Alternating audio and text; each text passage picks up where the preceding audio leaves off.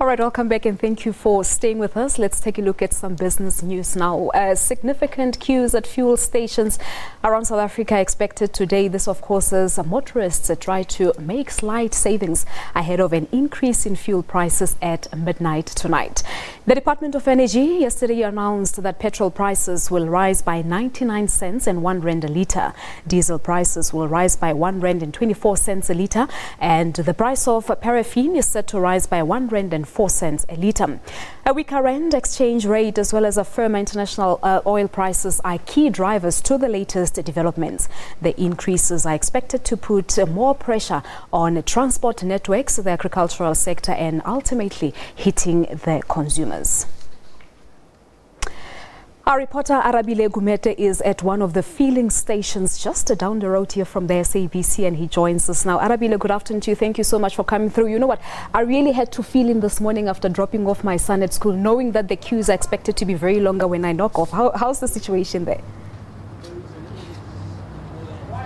Well, for now they're trickling in, right? So the situation itself hasn't gone unperturbed or gone to extents where we're finding queues, but I can almost feel and I can almost sense that aura of anticipation where queues are bound to stream in a little bit later on at this very petrol station, and even petrol stations across the country. It is a maximum of at least 1 rand. That means if it's a 50-litre tank, you're going to be paying at least 50 rand more just to fill up your engine. That is absolutely massive in the context of where South Africa stands. And we say 50 rand more, that's 50 rand more in the context of where you were sitting already. I, for example, have a 50-litre tank, and it's about 800 rand presently to fill up that tank, and that's going to grow now to at least 850 rand as well. So it is quite clear that situation is very dire for consumers, and this adds on to all the other pressures. Let's remember that this situation does not necessarily just mean that fuel goes up alone. It means that food goes up, because that food needs to be transported. So that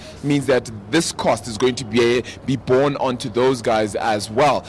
Even the fuel transporters themselves are going to have to suffer the consequences. Food, banking costs, everything seems to be headed higher, and this is certainly not something that is going to help consumers very much as well, leading up towards the end of the year, and particularly into elections heading into next year.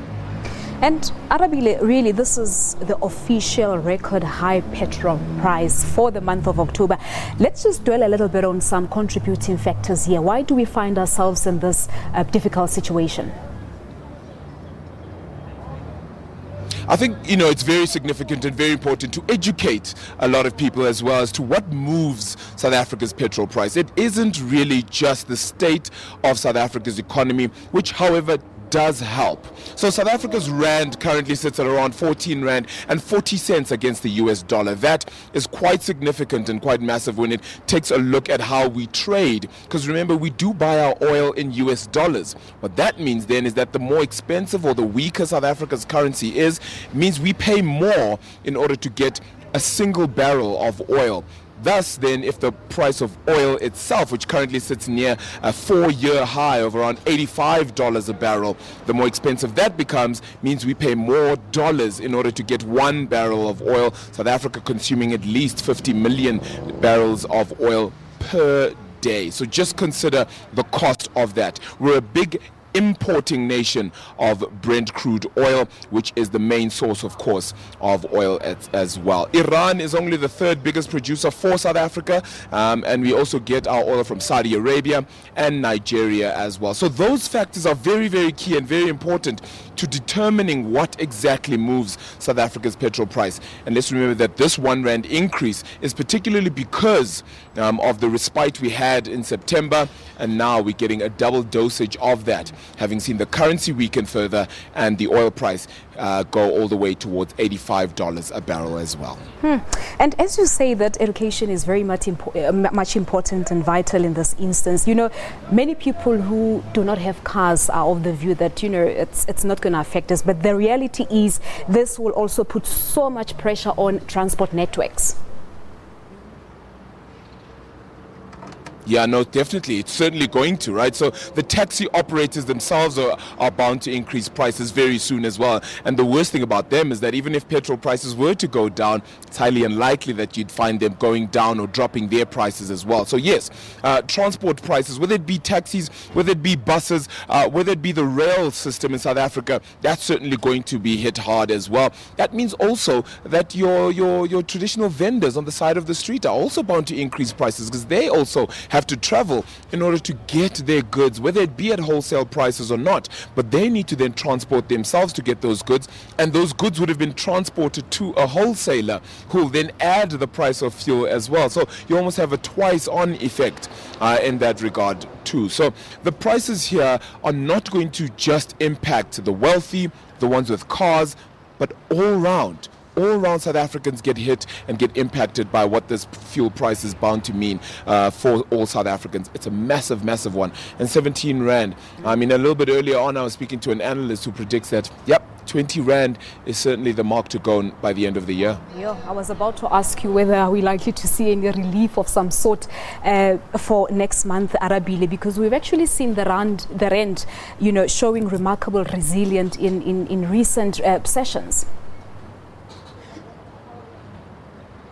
Yeah, look, we have, and of course it's gone from those levels of around 15 Rand odd when we saw what was an emerging market fallout, the likes of Turkey seeing themselves going to some sort of oblivion, if you want to call it that. Argentina suffering as well, their interest rates at around 60%, so that hurt South Africa's currency, which ultimately impacted as well on fuel prices. But one of the other things you need to take note of here is that a lot of people are suggesting and perhaps even thinking that oil prices could go to $90 a barrel and then at some stage to $100 a barrel.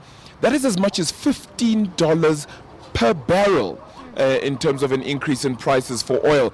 That is huge in the South African context, because even if the rand was not to get any worse from this stage of around 14 Rand 40, it would still mean we'd definitely pay a whole lot more for fuel. We weren't able to take advantage of lower fuel prices when they hit around $30 a barrel at some stage, and when things were a whole lot weaker and we had a whole lot more production coming on board when it comes to oil, and now we're suffering the consequences, sadly, of what has been a much weaker rand, and a rand that continues to depreciate year in, year out. So it is time, however, for South Africa to perhaps consider how else can we get this right, because of course consumers will not continue to take the strain. All right, we'll leave it at that for now. We'll catch up with you a little bit later on here on the show. Arabile Gumede, our colleague, of course, is just down the road here talking to us about what we don't want to hear, but we've got to hear it. And of course, him saying that we are set for 20 rands a litre of petrol by the end of this year. So we need to start preparing our budgets accordingly.